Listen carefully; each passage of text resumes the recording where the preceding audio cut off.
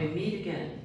We do. We've worked along together, rather, for many shows. We have. And had a great deal of fun doing that. And fun is at an essence. Yes. And when I categorized you, last night we had a talk and some of the artists said, ooh, they didn't like to categorize people, but I do. So anyway, you told me that you're a post-pop artist. So well, that was a long time ago. Mean? That was a long time ago. Yeah.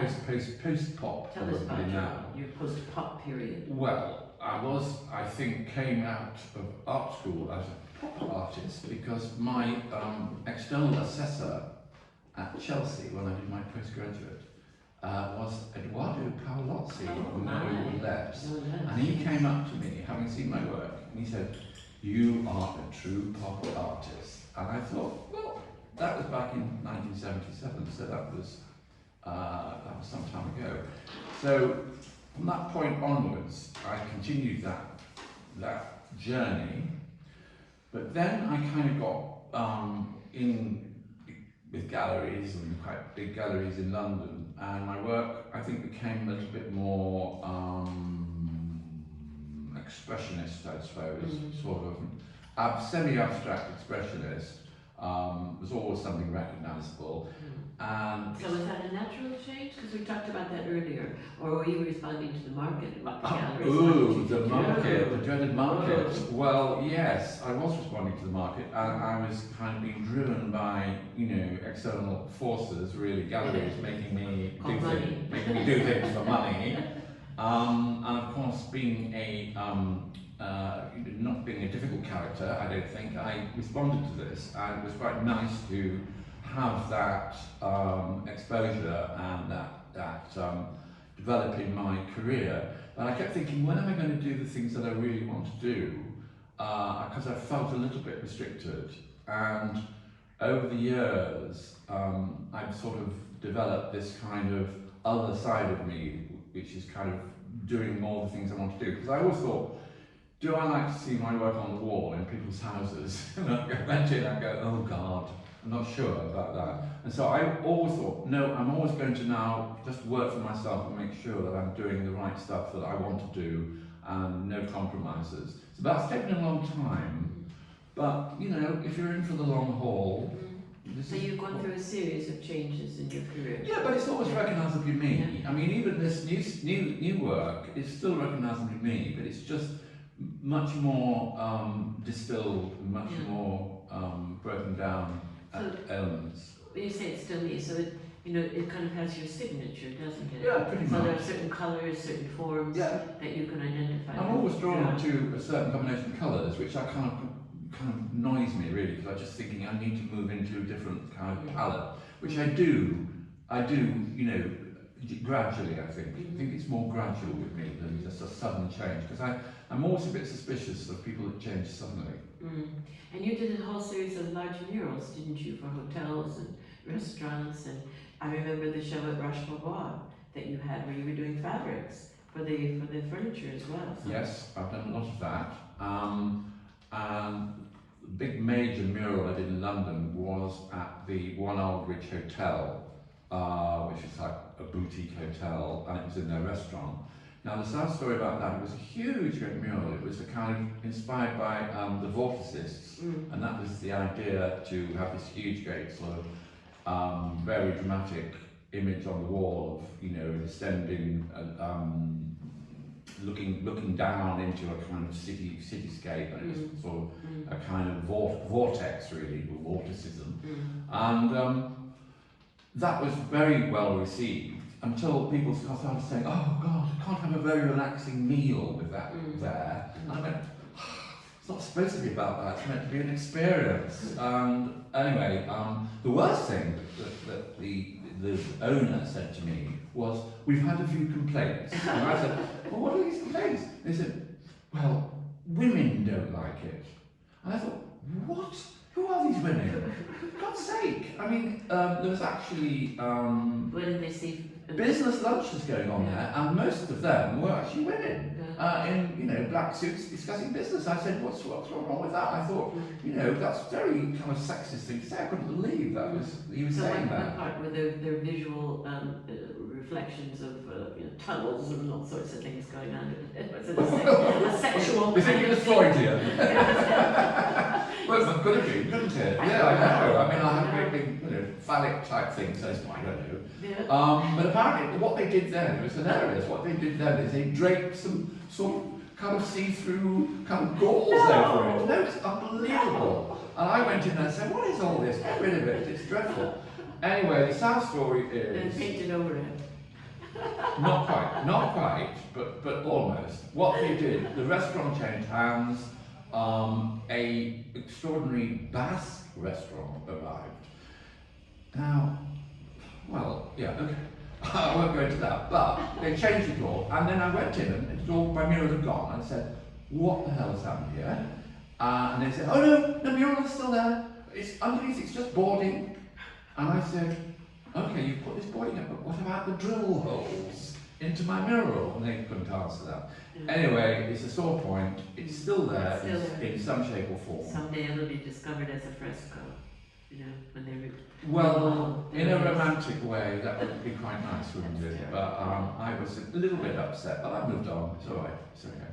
And now you have a home in Ferro, in Portugal. I do, yes, so that's which sounds extremely grand. It sounds like Yes. I earn a lot of money, and I don't. But there's another story behind that. But having been to Faro for quite a number of times over the years, I realised there's a lot of quite interesting architecture, quite sort of mid-century modern architecture that's kind of very untouched, and I got sort of inspired by that. And by sort of kind of semi-moving there, I got involved with some people who are actually celebrating all this. So I'm now part of a whole movement in a way, and I'm going to be doing exhibitions and talks and walks, and so it's a new thing. Yeah, well, that builds on your involvement with the 20th Century Society. Yes. And you did talks in Miami, and Yes. you're very interested in architecture. You Yes. live in the Metro Center, Yes. Central, in Yes. Elephant Castle. Yeah, that's right. And your house is like a piece of art Don't itself. say shrine. No, I said piece of art. A piece of art itself. Yeah, well, it's all part of what I do, really. And I think that a lot of artists are very sort of pigeonholed in what they do and how they describe themselves, and they think, oh, I just do this one thing, and it's it's just the sort of thing I do in my studio, and I come out, then I'm a normal person, sort of thing. I think you've just got to, I mean, I'm inspired by all the kind of artists from the 60s who basically were art pieces themselves, they were artworks themselves, and it was like, Warhol, for instance. But a lot of those pop artists in the 60s in New York were all, very visual themselves, they were out and about. You were in the 60s in New York yourself? Not in the 60s, not that old, but in the 70s I was there. And so in a way I got the tail end of all that. But I thought that with Palazzi saying that I was a pop artist, I mean that was in the 70s, so pop art was sort of fading a bit. But I was, there's a few artists that have continued in that spirit.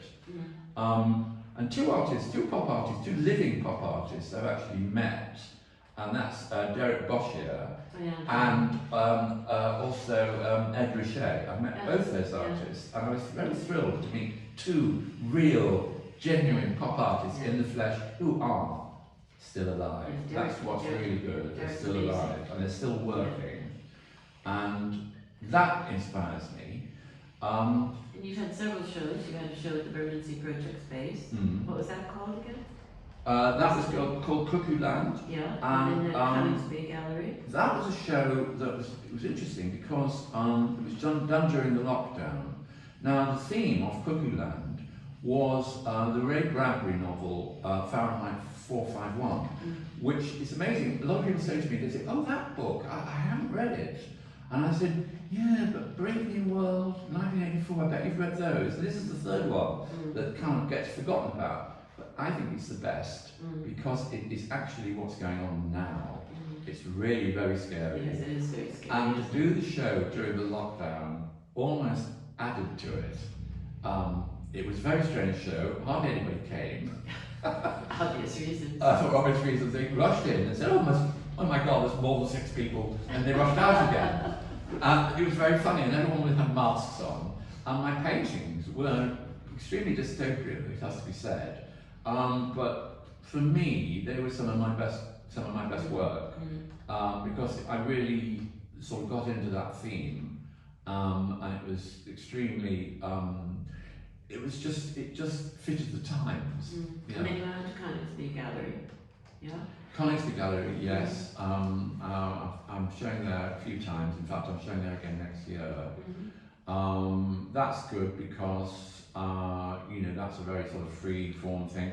And going back to what we're saying about me being caught up with galleries and being kind of the agenda of galleries, doing work with the agenda of galleries, I liberated myself from galleries because my gallery, Cohen Gallery, quite well-known gallery, I showed that for many years, over 20 years, it closed.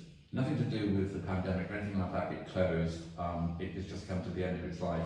And so we were all out, we were all basically out on our own from that point. So I thought, actually, I mustn't see this as a negative, I must see this as a positive. So that you can then read, from all the experience I've had over the years of building my career, getting my collectors, being known, I can use that now. And going back to the very beginning when I first showed, my first gallery said, you just got to do the work, you've got to do this work to get well known. Do what you want later. Now, this is now later, so here I am doing what I want. And the thing is, I mean, I sell a lot less. I think everyone sells a lot less these days. And the trouble is, the art world has completely changed. It's completely unrecognisable from what it was. There's a new generation that have different values, that have a different way of seeing things, don't really understand about the process of collecting art. You haven't got the same sort of people that do that. There's a lack of. Why do you think that is? What's the cause of that, do you think, in your opinion?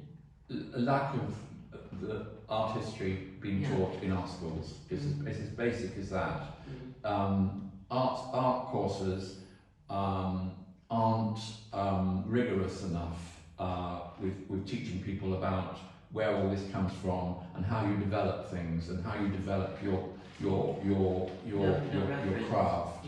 And you're thrown in as if it's just another option, it's just another course, and it's extremely sad. And there's a very, very funny story. I did some work for London University a few years back, and it was essentially some prints I did to promote the international studies, and there was a big graduation ceremony at the Barbican Centre, and I was invited to that, and it was all very jolly. And Princess Anne, what is the provost of London University, so my print of that day was presented to Princess Anne, and I said to her, by the way, Mom, you are a collector of my work. And she said, oh, am I really? I said, yes, we've met before at something else which was presented to her. So it's very funny that I've got this sort of royal collector, unbeknown to her. But anyway, the funny thing was that there was a big lunch. There was a drinks, and then there was a big lunch.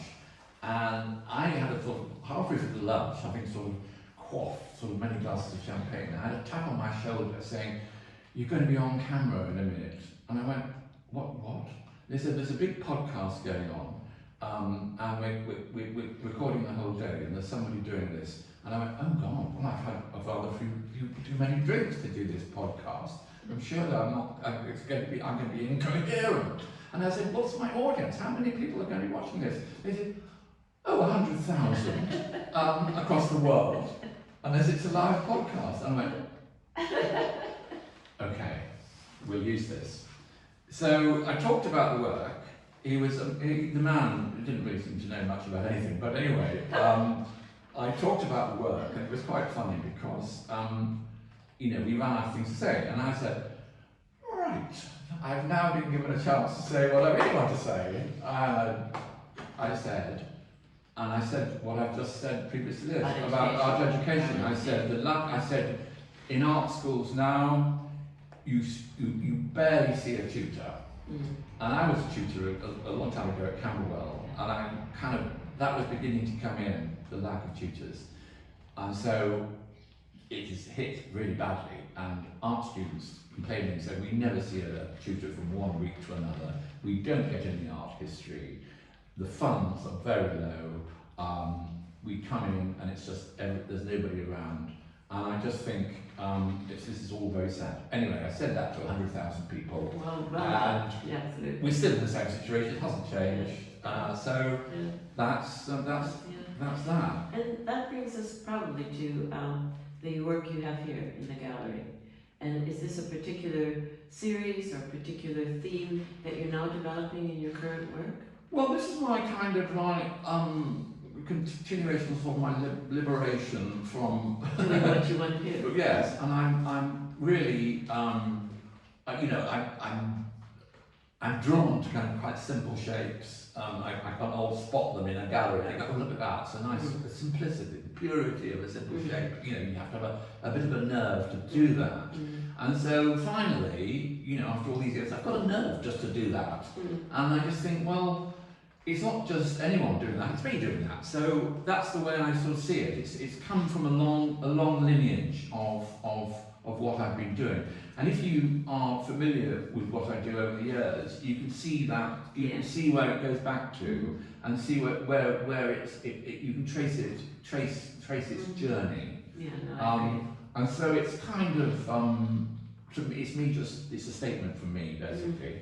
Well, I must say, on all social media, it's gotten a tremendous response, and all the images have, been really well, with appreciated. social media, you've got to actually make sure it works at that size. Well, Everything's got to work at that size. well, now. it works, and Yeah. we've gotten great compliments on it, and people visiting in the gallery as well. So Good. I can thank you for coming. Yeah. Thank you, Sandra. Okay, and we'll work together again soon, I hope. Okay. Is that okay?